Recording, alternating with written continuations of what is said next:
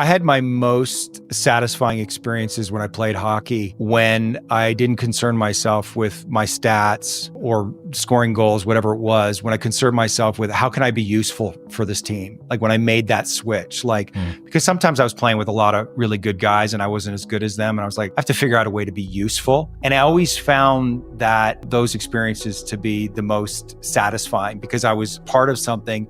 And sometimes you're appreciated, sometimes you're not, but you have this own internal appreciation. So I think you're right. I think real maturity is understanding that, particularly as a man, that spiritual fulfillment, psychological fulfillment comes from being of service, that you have to, give your life to something bigger than yourself and serve that thing. And I think, unfortunately, the culture is, we're very much lost in being famous and being successful and all the outward things you were talking about. But that's the switch that I'm trying to make. Again, my ego gets involved. It's like, what about you, bro? What about what you want? But you also are less neurotic that way when you're not thinking about yourself.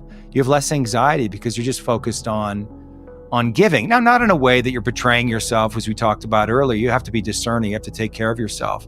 But if you're oriented in that way, I think it's ultimately a lot more satisfying.